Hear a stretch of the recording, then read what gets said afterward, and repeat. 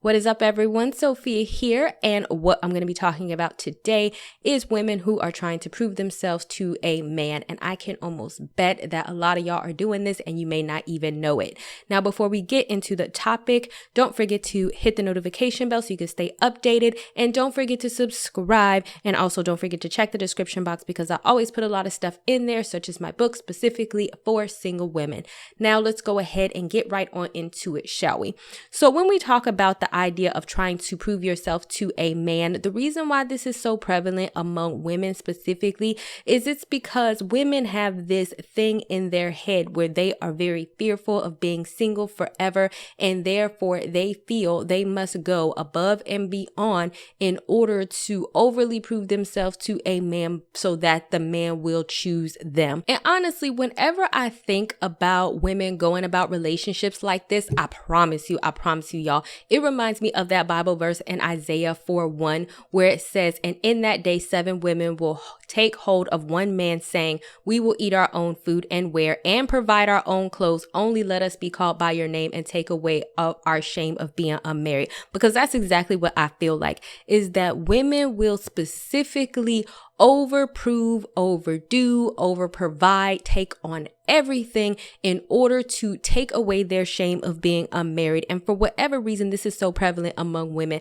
I feel like you barely see men doing the most, doing all of this stupid stuff and trying to overprove themselves to a woman because they are afraid of being unmarried or unsingle, because men know that they can feast off of this insecurity of women in order to get what they want, right? And so that's why you need to not have fear of being single, and you need to not have fear of being married. Not to say you don't want those things, because I get that you do, but just like I mentioned in the Bible verse, when you go about things this way, what happens is that you just become desperate, and you will be providing his food, his clothes, he not giving you anything, and you will be stuck in this cycle of over trying to prove to him that you are the one to choose. And basically you're just going to turn into his mom or being in a relationship with yourself, because he's not going to be giving you anything, because you're going to be the one giving. And the only thing he has to do is feel like, I could just sit back and ask this woman, how high should she jump? And she just going to do it, right? Now, with that being said, I want to go ahead and get into some signs of what it means when you are proving yourself to a man, because so you can know and so you can stop. So the first thing is going above and beyond. And this is not to say that we don't go above and beyond for those that we love, but you have to realize that it needs to be someone that you love and someone who is in a mutual relationship with you. This is not a situation where you should just be going above and beyond for a man that you are dating or who has shown no active interest in being in a monogamous relationship with you, wanting to make you his girlfriend, wanting to get married, and you are going above and beyond for him to see that within you so that you can specifically make him be those things or make him choose you to be his girlfriend. So you try to go above and beyond to show him like, oh, okay, I can be a good woman. I can be a good, pick me. You know what I mean? And so you don't go above and beyond for people who don't deserve it. The next one is trying to be good enough, because a lot of the times, like I said, because men don't have this mentality, a lot of men will trick you into believing that you need to be good enough in order for them to finally choose you, because they might have many options.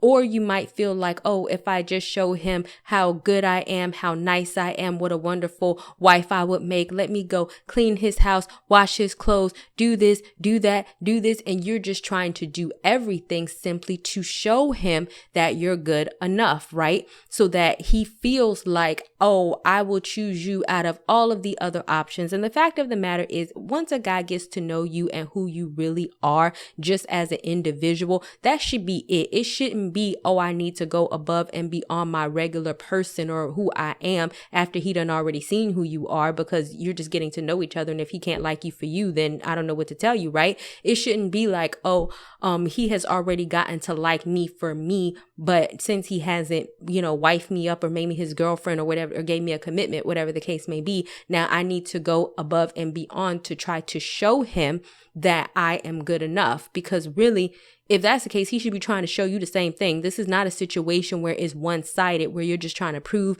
and show him and he's not doing the same for you. The next is the ride or die chick. I have a blog on the ride or die chick that I'm actually going to list down below, because y'all know that if you read my blog and maybe have even watched a couple of my videos, I feel like the ride or die chick is a complete farce. I don't know who made that up, but to me, it is something that is made up in order to make people feel like, oh, you know, as a good woman, you need to ride or die. And what that has transformed into is riding through foolishness. And for any of y'all who know my single mom story, and I'm also going to list my my single mom's book down in the description box, is when my son's father got locked up, I kind of fell into that mentality like, oh, you have to wait for him and all this other type of stuff. And then mind you, he was seeing other people, y'all. He was seeing other people. And then once I found that out, I was like, yeah, no, this is dumb. It kind of made me realize how kind of stupid this was, right? And so with the girlfriend that he did choose, because this is what they do when they want you to prove yourself, she ended up waiting the entire 7 years for him, and they ended up breaking up a few months after anyway, and he probably went off to another woman. I don't even know. But see, that's where the ride or die chick mentality will give you, when you feel like, oh, I'm just going to show him my undying faithfulness, even in the midst of him being locked up and seeing other people, only for him not to even choose you at the end. Because a lot of the times, you know, when women are riding and dying for these men are not going to ride or die or do the same thing for the women if they were in the same situation. If I had gotten locked up, God forbid, I don't think he wouldn't have waited 5 minutes, 5 seconds. He wouldn't even came and see me once. That's reality, right? But a lot of the times women feel like I have to be this ride or die woman, but we don't ever hear about the ride or die man. And what it leads to is that women over proving themselves, or leading to this notion that they have to overprove themselves, really why men don't have to do anything. And the last sign that I'm going to get into is competing with other women for his attention, which I have a separate video on, and I'm actually going to link that down below, because you shouldn't be competing with nobody. This is not what it is. I do believe that in a dating scenario, you know, he may be dating other women, but in the caveat to that, you should be dating other men too. Unless somebody says, I am in a monogamous relationship with you, do not put all of your eggs in one basket. And instead of competing with his other women for him, you should be going out on dates too. Who says that he has the right to all of your attention, or that he has the right for you to be in competition with anybody over? Because you have options too, or at least you should. And if you don't, and you're just competing with a man for other women, and that is your only option, especially if you are trying to like fight and get into arguments with other women, then how crazy do you look? And this man is what? Sleeping with both of y'all, having y'all do all of the signs, going above and beyond for him, trying to be good enough, ride or die for him. And he's getting all of the cake and eating it, and then getting some dinner and some chicken and some turkey. I mean, he's just getting everything, and y'all are probably cooking meals for him and everything, and y'all are not getting anything. Because if he feels comfortable enough to just sit around and allow you to compete with him without being fearful of losing you, because at this point, you know, what I trained myself to realize, like, you can sit up there and play these games if you want to, but understand when you turn around, Sophia's not going to be there. I'm sorry, but I'm just not. I'm not going to be competing with nobody over you. I'm going to be dating people over myself. So you could be sitting on the couch waiting for me to ring your doorbell, to bring everything under the sun, to bring dinner to you, to vacuum your house, to try to compete with your other women, to try to fight other people. If you want to, you're going to be waiting for a very long time, because it's not going to happen. I'm going to be out giving men my attention who actually do want my attention, right? So that's the mentality that you need to get, because sometimes this scarcity mindset when it comes to men will do women in, and they will cleave on to any man humanly possible, because they feel like this is the one, and now I have to prove myself to make sure that he sees me as the one, when really you could just go to another man and not have to do all of this, and that man will automatically see you as the one. So some of the things that you need to do to stop all of this nonsense, right, is not to be willing to give what somebody is not willing to give to you. And it really is that simple. Just like I said above, when my son's father had got locked up, it's like I knew without a shot, because he wasn't even there for me and my son even when he was out, right? So I knew without a shadow of a doubt that if I got locked up, he daggone sure was not going to visit me in nobody's jail. And that's one of the conclusions that I came to. Why are you willing to do and give to somebody if they would not be willing to give and do for you in the same situation? And if you're not sure, then just think back to what you are doing and say, would this person do and give to me in the same situation? If you getting ready to pay his bills, co-sign for him a car, if you getting ready to loan him some money and you were in the same situation, would they be willing to do the same thing for you? If not, once again, why are you messing with them?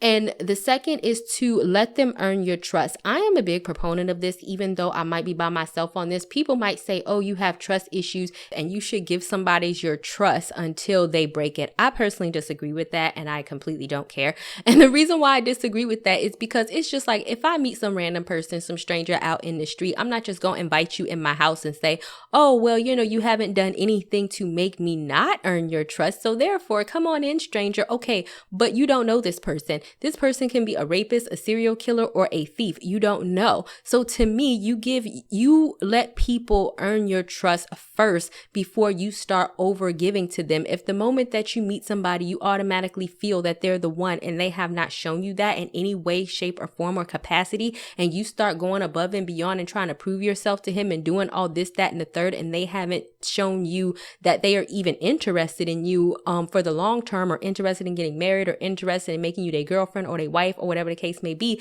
then to me, why are you doing all of that? Because they have not done anything to merit or to deserve what you're giving them. So if you do decide to, not prove yourself to a man, but really start giving to a man and going above and beyond for him, then it should be earned. He should have shown something within your interaction with one another that makes him deserving of the additional attention that you're giving him. And the last one is leave at any sign of disrespect. Now, you can follow all of these signs and everything could be going good, and he might sit up there and be like, oh, start with the disrespect, or start with the other woman, or start with all of this stuff, then leave. There's no reason to have a conversation. I am famous for this. There is no reason for me to speak to you about you being with another woman, or disrespecting me, or not doing for me, or not being there when I need you, when I am always there for you, right? I don't need to sit up here and have a conversation about it. I might tell you once, but ultimately, don't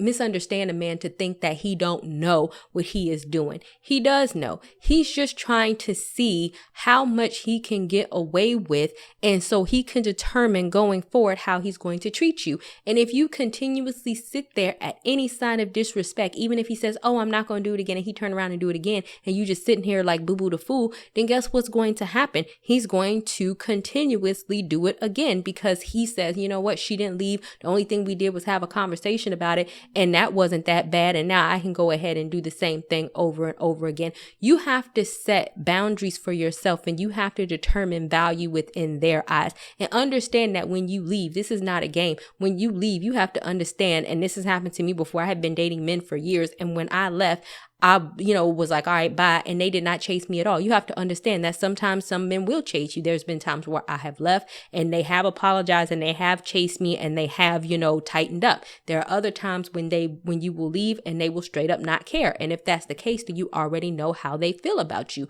But do not allow them to, just treat you any type of way, and you're just sitting there because you want to prove what a ride or die you are. You want to ride or die through their cheating, through their foolishness, through their nonsense, through their disrespect. We already went over that, right? That's not what we're doing. So you need to make it up in your mind to leave at any signs of disrespect, because guess what? You should have options anyway. And even if you don't, you have something better to do other than sit up here and get disrespected by him, right?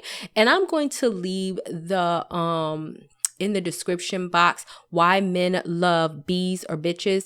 And so I know cuss word, right? But that's the name of the book. Why men love bitches and why men marry bitches, because honestly, that is one of the best book that teaches women to stop being doormats and stop overly proving themselves to a man and actually get some self-esteem, and ultimately knowing that when you do so, you actually do get the type of man that you deserve, as opposed to getting a man that really don't deserve you and you trying to prove your worth to him so he can see how awesome you are, when ultimately he probably not going to see that anyway, because if he did, you wouldn't have to be proving proving yourself to him, right? Right. All right, guys. Thank you guys so much for listening. And don't forget to check the description box. And I will see you guys another day, another time. Bye-bye, y'all. Not ready for the show to end? It doesn't have to. You can head over to my site where you can read hundreds of articles. And also you can feel free to shop my store where I have all of my products for sale. And last but not least, for even more video content, feel free to visit my YouTube channel where I talk about a wide array of content. Thank you guys so much for tuning in, and until next time, stay blessed.